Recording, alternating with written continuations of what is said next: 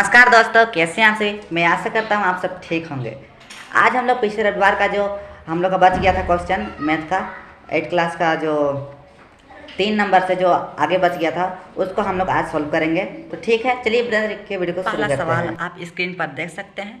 300 metre लंबाई और 200 metre चौड़ाई वाले आयताकार बगीचे हैं और इसका चारों ओर बाड़ लगाना है। बाड़ लगाने का खर्च 30 रुपये प्रति मीटर की दर से ज्ञात कीजिए। तो आज का जो प्रश्न होगा उसको आप मेरे जो सामने साइड में देख सकते हैं वो हल करेंगे। ठीक है, चलिए बिना देर के वीडियो को शुरू करते हैं। तो इसमें देखिए एल दिया गया है, बी दिया गया है, मतलब लंबाई और चौड़ाई दिया गया है। क्या दिया गया है? लंबाई है 300 मीटर और चौड़ाई है 200 मीटर।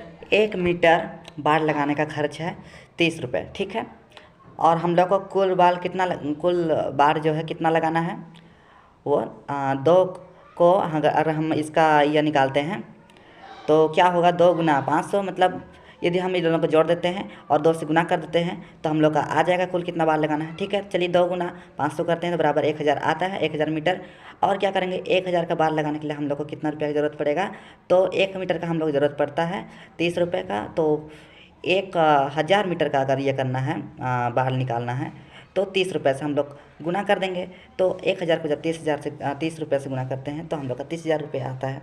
तो यही हम लोग का आंसर हो जाएगा। ठीक है, जैसे कि आप सबने देखा है इसकी किस तरह से इसने बहुत ही आसानी से और एकदम स्पीड में समझा दिया है, और मुझे लगता है इतना आप समझ गए होंगे, भले इसे स्पीड में समझाया। चलिए अब हम अगला सवाल देखते हैं। तो अगला सवाल देखिए, कमल 80 मीटर लंबाई वाले एक वर्गाकार मैदान के किनारे किनारे दौड़ता है। शबनम एक 70 मीटर लंबाई तथा 50 मीटर चौड़ाई वाले आयताकार मैदान के चारों ओर दौड़ती है। यदि दोनों ने अपनी अपनी मैदान की 3 चक्कर लगाते हैं तो कौन अधिक दौड़ेगा या दौड़ेगी, और कितना अधिक। ठीक है, तो चलिए इसको भी सॉल्व कर दीजिए। चलिए शुरू करते हैं।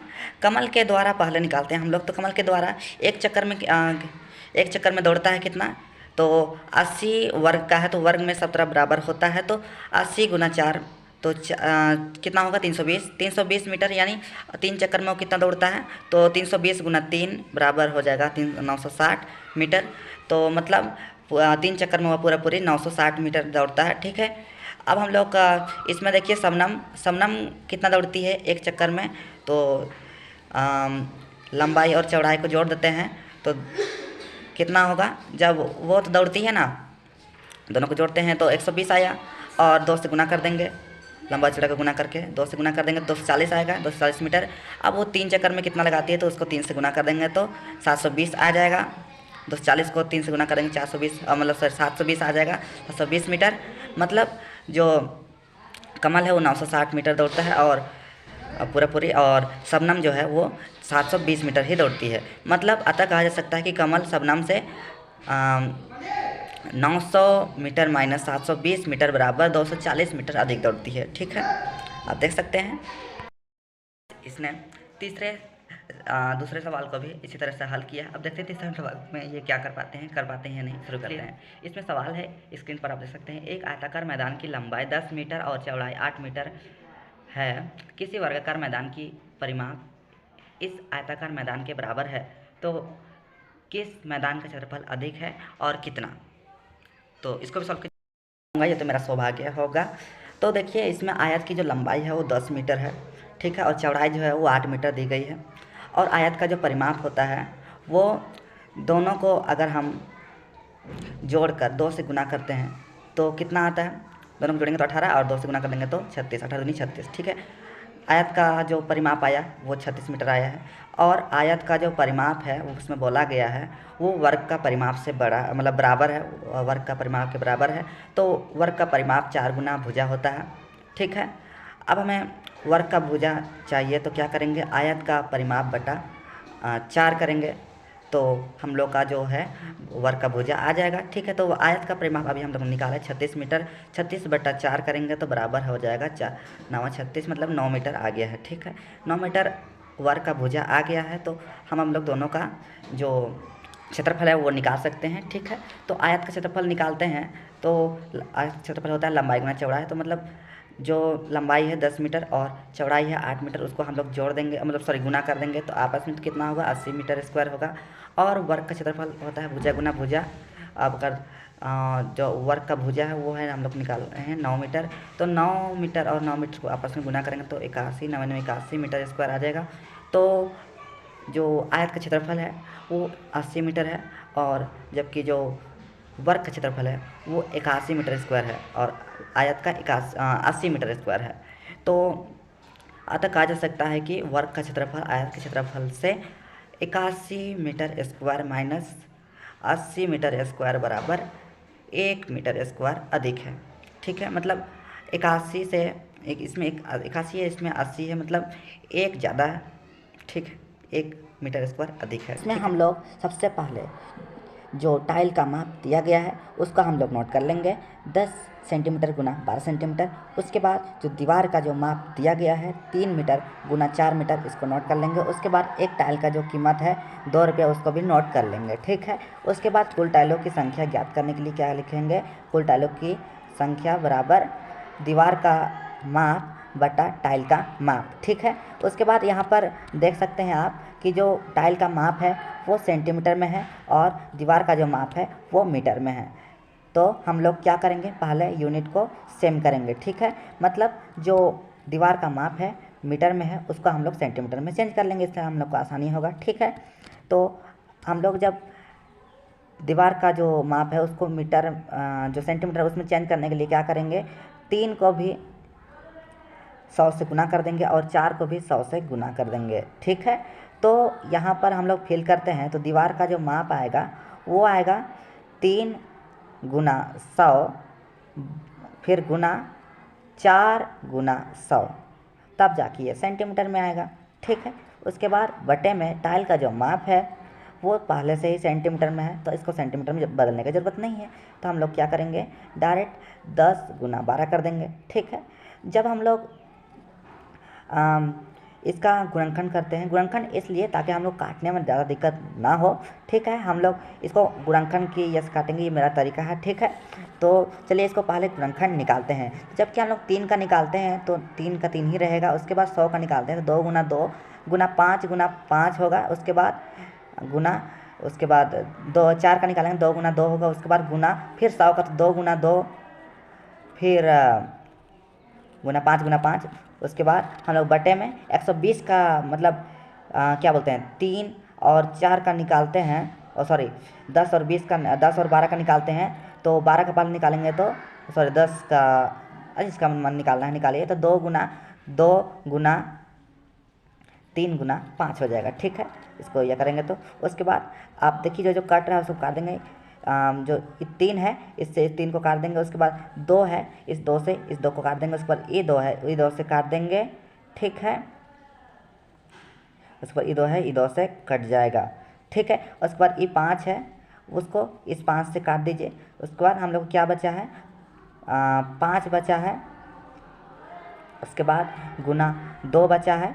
उसके बाद गुना फिर 2 बचा है। उसके बाद फिर 2 बचा है। उसके बाद गुना फिर 5 गुना 5 बचा है। ठीक है, ये सेंटीमीटर स्क्वायर यहाँ पर लगा दीजिएगा। ठीक है, उसके बाद नीचे 5 को 2 से गुना करेंगे तो कितना होगा, 10 होगा। उसके बाद 2 को भी 5 से गुना करेंगे तो 10 ही होगा। उसके बाद फिर 5 को अगर हम 2 से गुना करते हैं तो 10 ही होगा। ठीक है, उसके बाद फिर क्या करेंगे, 10 को 10 से गुना करेंगे तो 100 होगा। उसके बाद फिर 10 को 100 को 10 से गुना करते हैं तो 1000 आ जाएगा, 1000 सेंटीमीटर स्क्वायर। यही हमारा जो कुल टाइल की संख्या है वो आ जाएगा। और अगर खुल कर जानना है तो 1000 सेंटीमीटर स्क्वायर की जो टाइल लगाना है उसका खर्च हो जाएगा, उसको हम लोग 2 से गुना कर देंगे तो 2000 हो जाएगा। 2000 रुपये इसका जो खर्च है वो निकल जाएगा। ठीक है, 2000 रुपये। जैसे कि आप सबने देखा कि इसे बताने में इसे थोड़ा मोड़ा तकलीफ लगा, और जिस तरह से करके इसने बता ही दिया, तो मैं आशा करता हूँ आप सबको समझ में आया होगा।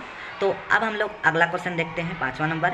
इसमें क्वेश्चन देखिए, स्क्रीन पर आप देख सकते हैं। एक 30 मीटर वर्गाकार पार्क के बीच में स्थित 2 रास्ते एक दूसरे को लंबवत काटती है।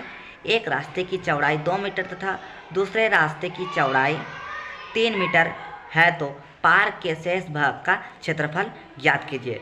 तो चलिए इसको भी ज्ञात। सबसे पहले जो 30 मीटर वर्गाकार पार्क के अंदर 2 रास्ते एक दूसरे को लंबवत काटती है, इसको हम लोग नोट कर लिए। उसके बाद पहले रास्ते की चौड़ाई 2 मीटर है और दूसरे रास्ते की चौड़ाई 3 मीटर है। ठीक है, ये सब नोट कर लिए।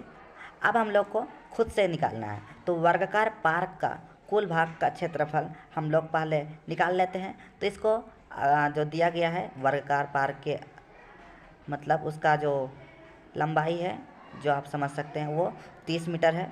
तो हम लोग इसका क्षेत्रफल निकालेंगे तो क्या होगा, 30 गुना 30 बराबर 900 मीटर स्क्वायर। ठीक है, उसके बाद दोनों रास्तों के भाग का क्षेत्रफल निकाल लेंगे, मतलब दोनों रास्ता का जो लंबाई दूरी चौड़ाई जो कह सकते हैं आप उसको निकाल लेंगे। ठीक है, तो हम लोग जो क्या होगा, पहले रास्ते का 60 और दूसरे रास्ते का 90। ठीक है, मतलब 30 गुना 2 प्लस 30 गुना 3 हो जाएगा ना, 60 प्लस 90, उसमें -6 कर देना है बस। ठीक है, तो -6 इसलिए जिस तरह से आप इस आकृति में देख सकते हैं कि इसमें जो ये बीच भाग है इसका नहीं निकालना, ये दोनों में है, तो हम लोग को इसका एक ही मानना होगा, इसलिए इसमें -6 करना पड़ेगा। ठीक है, तो जब हम लोग 60 प्लस 90 -6 करेंगे तो सबसे पहले इसको आसान बनाने के लिए क्या करेंगे, 60 और 90 को जोड़ देंगे। ठीक है, तो जब हम लोग जोड़ देते हैं तो कितना होगा, 150 होगा। 150 में अगर -6 करेंगे तो 144 मीटर स्क्वायर आएगा। ठीक है, यह हम लोग इसलिए कर रहे हैं ताकि हम लोग को आर्थिक सुविधा हो सके। ठीक है, तो 144 मीटर स्क्वायर आ गया दोनों रास्तों के भाग का क्षेत्रफल। अब हम लोग को क्या करना है, वर्गाकार पार्क पर रास्ते को छोड़कर दोनों भाग का क्षेत्रफल मतलब शेष भाग का क्षेत्रफल निकालने के लिए क्या करेंगे, वर्गाकार पार्क का कुल भाग का क्षेत्रफल उसमें माइनस करेंगे, दोनों रास्तों का क्षेत्रफल माइनस कर देंगे तो निकल जाएगा। ठीक है, तो वर्गाकार पार्क का कुल भाग का क्षेत्रफल कितना है, 900 मीटर स्क्वायर हम लोग निकाले 30 गुना 30 करके। उसके बाद दोनों रास्तों का क्षेत्रफल कितना हुआ, 144 मीटर स्क्वायर। ठीक है, तो जब इसको हम लोग घटाते हैं तो कितना आता है, 0 में से 4 नहीं जाएगा, 10 में से 4 जाएगा 6, 9 में से 4 जाएगा 5 और 8 में से 1 जाएगा तो 7। तो यही 756 मीटर स्क्वायर हम लोग का निकल गया है।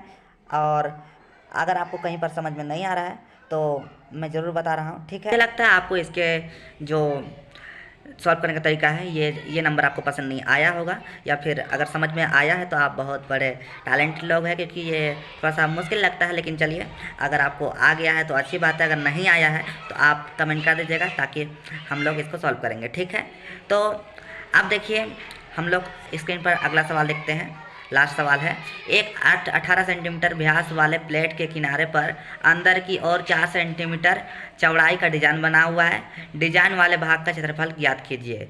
तो चलिए इसको ज्ञात कीजिए।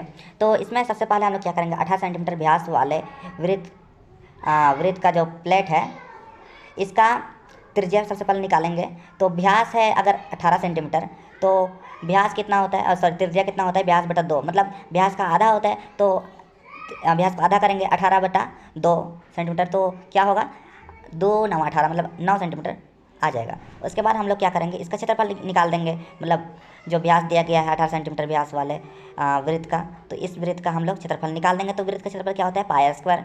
अब क्या करेंगे, क्या होगा, पाई का जगह हम लोग 22/7 लिख देंगे, गुना जो त्रिज्या है हम लोग का इसमें निकालें अभी 9 सेंटीमीटर, तो उसको हम लोग स्क्वायर कर देंगे, तो आर का स्क्वायर यानी, तो हम लोग क्या करेंगे 22/7 गुना 9 का स्क्वायर। तो हम लोग जब हम लोग 22/7 को 22/7 रहने देते हैं और 9 का स्क्वायर निकालते हैं तो 9 9 81 हो जाएगा। उसके बाद क्या करेंगे, हम लोग 22 को 81 से गुना कर देंगे तो 1782 आएगा। उसके बाद बटे में 7 रहेगा।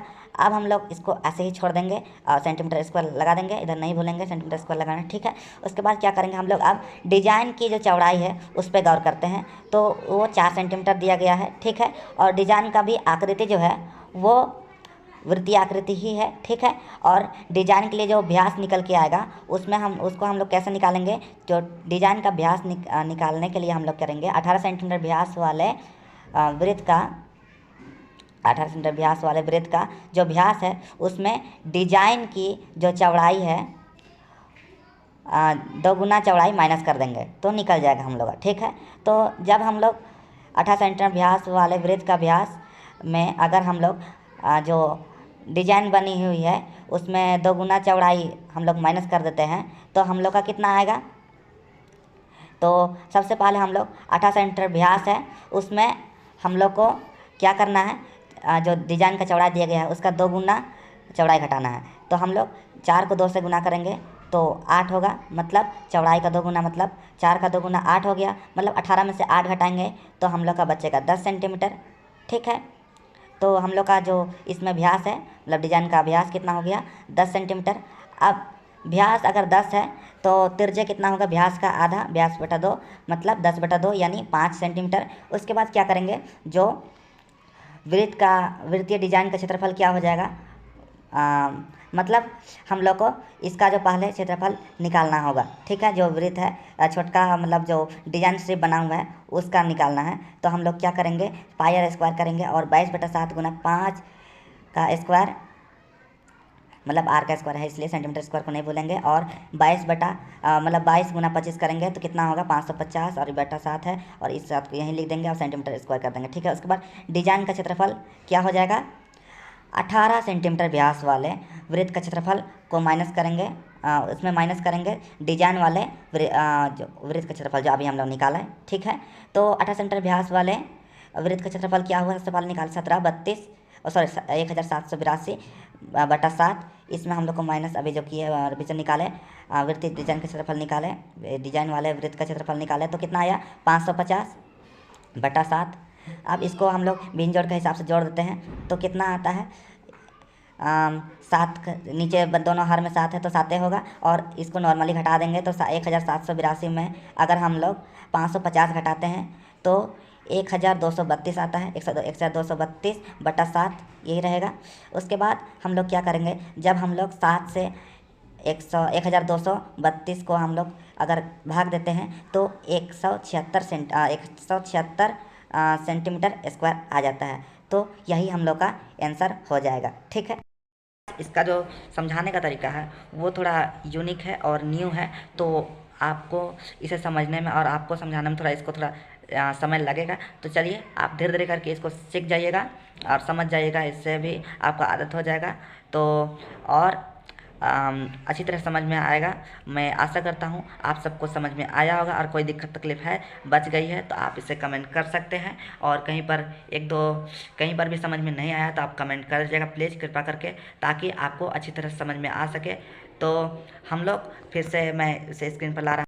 तो अगर हमसे कोई गलती हो गई होगी तो प्लीज़ माफ़ कर दीजिएगा, और हम लोग आगे प्रयास करेंगे इससे बेहतर तरीके से आपके डाउट को जो मतलब डाउट है उसको सॉल्व करने का। ठीक है, और कोई भी डाउट थोड़ा सा भी रह गया है तो उसके लिए और मुझसे कोई गलती हो गई है तो उसके लिए मुझे माफ़ कर दीजिएगा, और मैं अगली बार से पूरा प्रयास करूँगा गलती से भी सही करने का, लेकिन ऐसा तो पॉसिबिलिटी नहीं है, लेकिन चलिए फिर भी प्रयास करेंगे। ठीक है, तो चलिए आज के लिए इतना ही, मिलते हैं अगले वीडियो में, तब तक के लिए टेक।